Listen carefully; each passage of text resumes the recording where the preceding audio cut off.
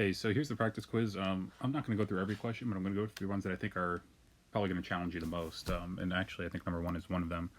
So let's see. It says which circuit or in which circuit would the voltmeter read 10 volts? All right. So the answer is choice four, but let's kind of talk about all the other choices and why they're not correct. So choice one. Choice one, you'll notice we have a 20-volt battery, and we have two resistors connected in parallel. So the voltage is actually going to be 20 for each of those, okay? Because when we have a parallel circuit, the voltage is going to be the same in each branch. So the voltmeter is actually going to read 20 volts here, which is not 10, so that's not the answer. Look at choice two here. Sorry, my phone's going off.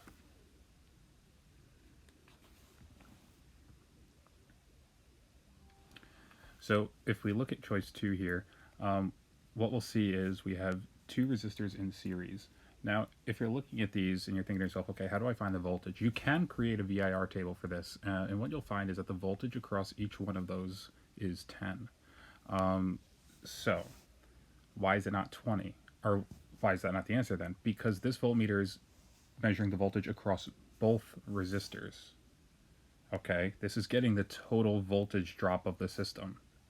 Okay, because what happens is, right here, the voltage is going to be 20 volts, and it's going to drop down to 0 volts by the time it gets here. Okay, so the voltmeter there is actually going to read 20 because it's measuring the total voltage, because it's putting everything, it's basically it's encompassing everything. All right, again, you can make a VIR table though and kind of check that out and see that each one of those individual resistors will have 10 volts. All right, so it can't be that one there. And then this last one here, again, I would recommend using a VIR table. And what you'll notice is that this, for each of these resistors, is going to use 5 volts. Okay, this voltmeter is only covering one resistor, so that voltmeter is going to read 5 volts here. All right, this voltmeter is going to read 20 volts here.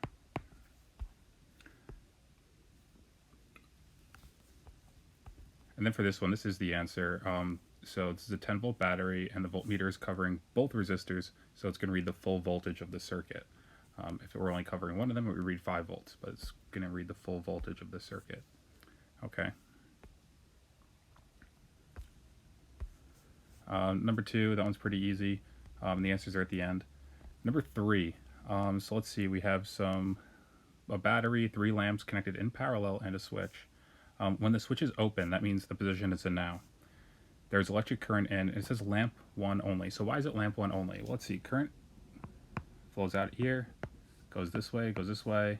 Some of the current goes down this way, some goes this way, but no more current can go this way. So that current can't go there. Current comes down here and returns to the battery.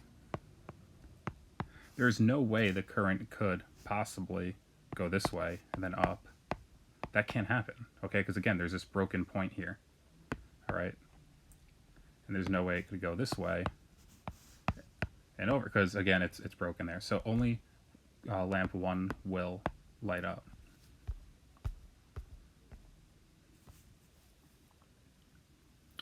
This one's asking, what do X and Y read? Well, hopefully you notice a couple things. Here's our circuit. Current goes around this way. So for this to be a complete circuit, X has to be an ammeter. Remember what I said to tell if it's an ammeter or a voltmeter? An ammeter, basically, if you got rid of it, let's say you put a hole right there. Okay, pretend that this was just a broken wire. Is this a complete circuit? No, it can't make a loop from one end of the battery to the other. All right, so this is an ammeter. Now Y is a voltmeter because it's connected in parallel to the object it's measuring. So this is a voltmeter here. So Y has to measure voltage, X has to measure current. Okay, so you can narrow it down to choices 3 and 4. Okay, so how do you figure out the current for X? Well, it's a basic circuit. There's only one resistor, so we just use V equals IR. All right, so V is 12, I is on our unknown, and the current is 4 amps, so it has to be choice 4. I think we actually did this question before, but it's one that I think you can solve. It's a little bit tricky, but I'll let you try out number 5. If you're unsure, you could always email me. Let's see, when the light bulb light goes out, we spoke about that one. This one's just calculate the energy.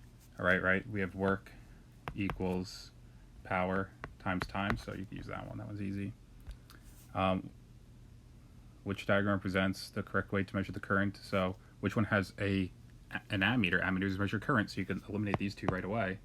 Remember, ammeters, when we first spoke about this, they have to be connected in series, meaning the current has to go through them.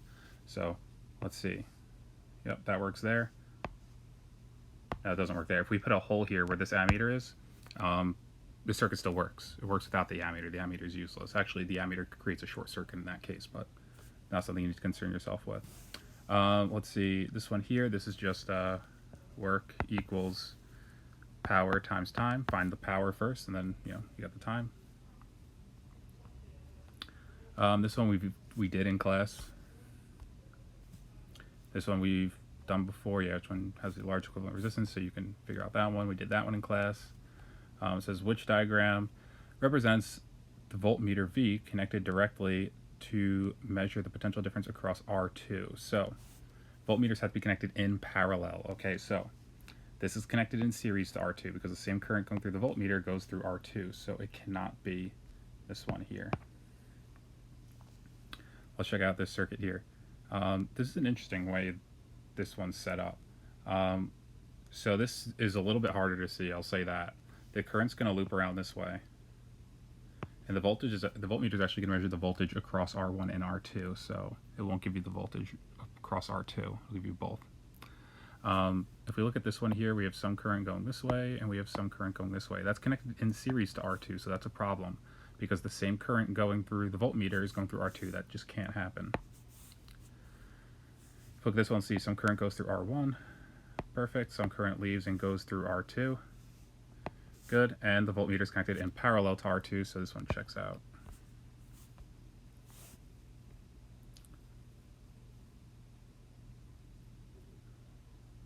So this one's just asking you to draw a circuit diagram and then calculate the current. I think you could definitely do that. Just remember,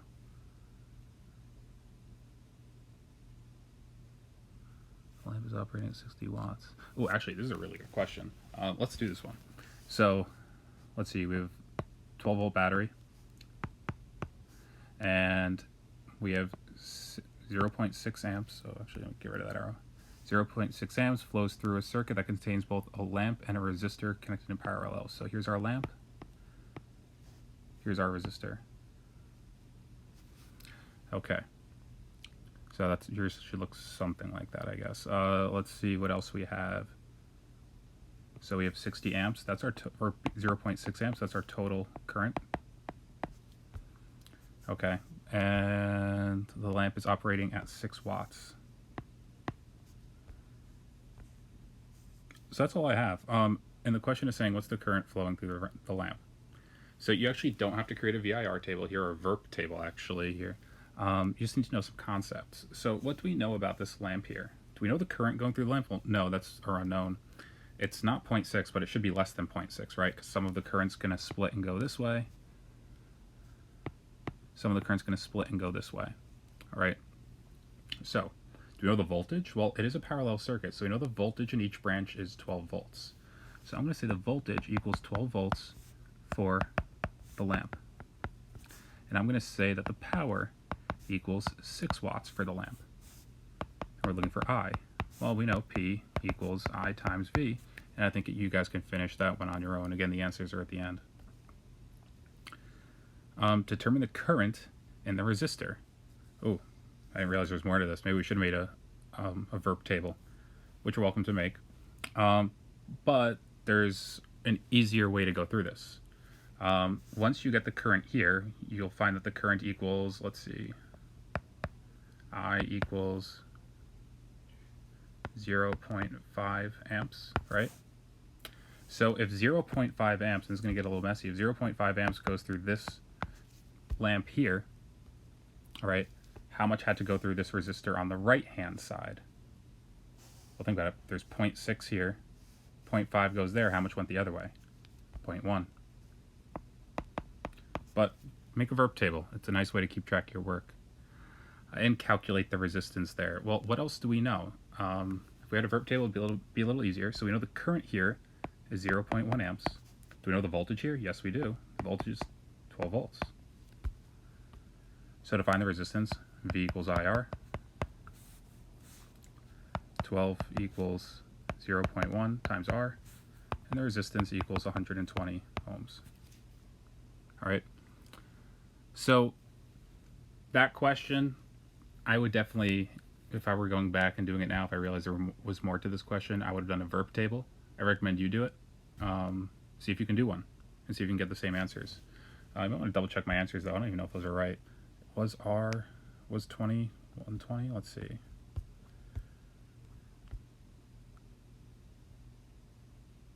Yeah, it is 120. I'm going to show a ton of different ways to do it. Let's see. If several resistors are connected in series in an electric circuit, the potential difference across each resistor. So this is talking about series. So one thing we definitely know is that it's not the same everywhere, right?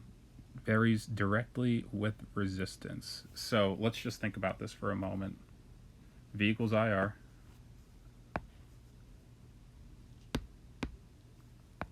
This is Ohm's law. In a series circuit, current is the same everywhere, right? So this is constant. All right. So look at R. If R goes up, what has to happen to V? V has to go up. If R goes down, what has to happen to V? V has to go down. So the potential difference varies directly with the resistance. If R goes up, V goes up. If R goes down, V goes down. That's it. I think we did this question in class, so I'm not going to go over that again. These we did in, or these you could do. These are no problem. These are just power, work equals power times time. This one's just, same thing for both of these. Actually, work equals power times time for this one, and this one's just power equals whatever. Use one of your power equations. And this one here, I think we've actually done some of this one here. The only part we didn't do for this, I think, is we didn't do part 28 or number 28. So you can definitely check that out on your own. So if you have all your notes, we've done many of these before. You probably noticed I kind of like stuttered over myself at certain points here. That's because I literally just looked at this. I put this together, so I knew what questions were on here, but I haven't really looked at it in probably a couple weeks at this point. I made it at the beginning of the unit. But I hope that my doing that kind of helped you through my thought process. I didn't have anything planned. I just kind of spoke out loud as I solved these questions. All right. So I do want to come back to number one, though. If you're good with number one and you get it, that's fine. You can end the video, but I just want to talk about one for a minute because I want to do it the longer way, which I think for some of you who I kind of brushed it over for, you'll benefit from a lot more. All right. So let's just do some VIR tables. So we're going to do a VIR table for number one first. So VIR. R1 is going to be the top resistor. R2 is going to be the bottom resistor, but they're the same, so it doesn't really matter. And this is our R equivalent. All right. So let's do this. So let's see. Our total voltage is going to be 20 volts.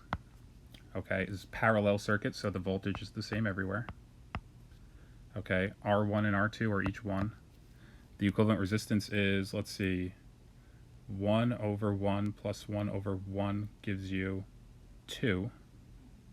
So then 1 over 2 is going to be 0.5. So that's our equivalent resistance there, the 1 over R equivalent formula. So to get our current, what we just do is I equals V divided by R. So V divided by, so let's see, is that 20? This is 20, and this is 40. Yeah, and that makes sense to us.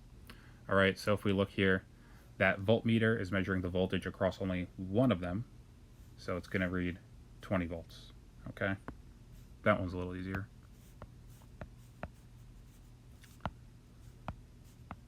All right, let's look at number 2, this one right here. So this is in series now, but let's look at our givens again. So this is still 20 volts.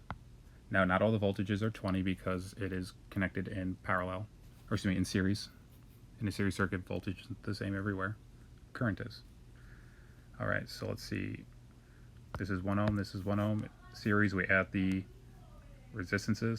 So we have 2. So V equals IR. To find the I down here, it's just 20 divided by 2. We have 10. And remember, current is the same everywhere, so 10, 10. Voltage here is 10. Voltage here is 10. All right. So what is that voltmeter going to read? That voltmeter is reading the voltage of 2 whole resistors together. So it's not going to read just 10, it's going to read 20, both of them. All right. So let's look at number 3. All right, if we look at number 3 here, we have 10 volts. Let's see, we have 1 ohm, 1 ohm. Okay, so those are our givens. It's series, so you just add the resistors to get the equivalent resistance, 2. All right, so to get this down here, current is the same everywhere in series.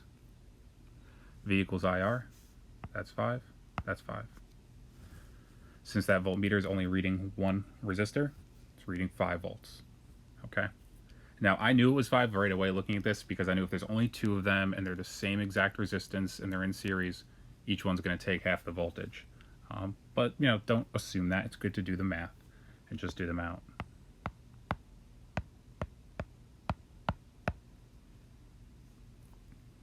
But let's look at the answer now. So this one's 10, 1, 1 in series, so there's 2. All right, so let's see, that's 5, and this is 5, and this is 5. And this is going to read, or let's see, 5 times 1 is 5, 5 times 1 is 5. But this voltmeter is covering both of these, okay? So this is covering both of them. It's reading the total voltage of those two, so it's going to read 10. All right. Hopefully that gets that's a little clearer than I gave. My first explanation was really bad, but hopefully that clarifies it just a bit. If you have any questions, shoot me an email. If not, have a great